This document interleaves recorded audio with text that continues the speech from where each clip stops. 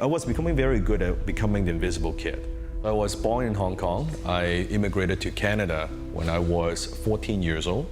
First day, I didn't even go out the door. I was so afraid. I was one of the only 3 Chinese in my school. I was getting bullied, I was getting beat up, I was getting pushed around. I would never ask questions, never put up my hand. Right after school, I would just grab my backpack, go to my locker, not look at anyone, not make any eye contact, and just go home. Shortly after that, my mom and dad got divorced when I was 16 years old. One day when I came home from school, my mom would stay in the bedroom, but she was talking on the phone with somebody. And then after the phone call, she opened up the door, and I could see like she was crying. I said, "Mom, is everything okay?" And she's like, "Well, you know, I was talking on the phone with the dad, and he just told me he went bankrupt. He just filed for bankruptcy. He couldn't send us money anymore." My mom is always a very positive. It's just like an angel to me. But that's the first time in my entire life that I looked at my mom now in a country where she doesn't speak the language, son doesn't kind of going through high school. Her face, the hopelessness. I said, I don't care what effort it takes, I never want to see that again. I had no father figure, I had no role model. My father, quote unquote father figure, was when it was late night, I was watching a Bruce Lee movie. It was Way of the Dragon, where he fought a Chuck Norris.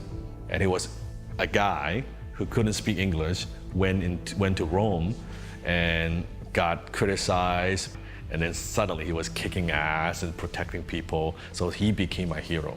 In a way, virtually he became that father figure I never had, that strong, muscular, strong, like kick-ass kung fu master, right? Right after that, near my house there was a karate school. So I signed up for the karate school. That gave me the confidence, that gave me courage. And then from there, I just made a commitment, whatever it takes. I don't need my dad. I'll be the man of the family. I'll take care of my mom. So that's when I started thinking about, okay, how can I do something to make some money?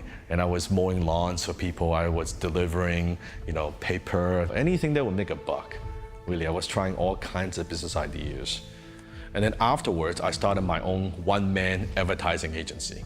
And that was my first taste of success. I was being able to provide for my mom. Finally, now I can go to the grocery store and not have to go to the almost expired section to buy fruit and vegetables. That was very, very much the turning point. So afterwards, I haven't talked to my dad for a number of years, right? Because I was angry at him.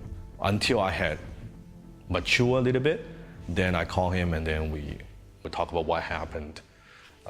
And he could see me, doing very well. I was making about $10,000 a month as a young guy, 6-figure a year. I knew he was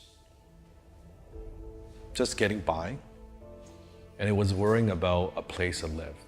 So at that time, I went back to Hong Kong, and I was walking down the street, the city in Hong Kong. We stopped. I looked, I said, "Dad, you see that window up there?" "Yeah." I reached in my pocket. I pulled a set of keys. I put it in his hands. My dad looked puzzled. I said, "Dad, I bought that unit for you. You got a place to live in now. This is yours." He was bawling. All he could say is, "Son, let's go get lunch."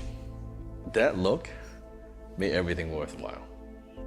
At the time we talked, he said, "Next week, son, I'm going into the hospital for a regular checkup." And then I know the date after he did a checkup, I didn't get the call. I thought it was a bit strange. The next day I got a call from my aunt. I picked up the phone, it was like 3 a.m., very late at night. "Your dad's in emergency." He said, "What happened?" "Well, he found that he needed surgery immediately. We need to operate him." But at the time, I was chasing the biggest deal I've ever done in my life. I said, I had to be in the US, I gotta finish this before I would come back, because it's a very important deal. I had to do a little video conference with my dad. I could see him in the hospital, hair all gray, he had this tube, he couldn't speak. I said, "Dad, as soon as I finish, I will come back and see you." right? And I thought I would make him proud. I thought I would close the deal. I'd go to Hong Kong. I never thought about it. And that was the last time I talked to him. That was it. I never got to say goodbye. I never got to say anything. It's the biggest regret. It's truly the biggest regret. And I wish I knew I had. And from that point on, I realized something, that I was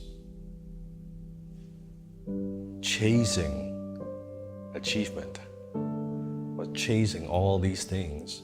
And when suddenly my dad was gone, suddenly all this stuff means a lot less. It suddenly means a lot less to me about fame, money, wealth, all this stuff. I believe in life you go through kind of 4 stages. The first stage is what I call survival, which is where I was when I was very young. And then going from survival to security. You're paying the bills. You got a roof over your head, you got a car, you're taking care of your family. And then a percentage of the people would move to what I call stage 3, which is success.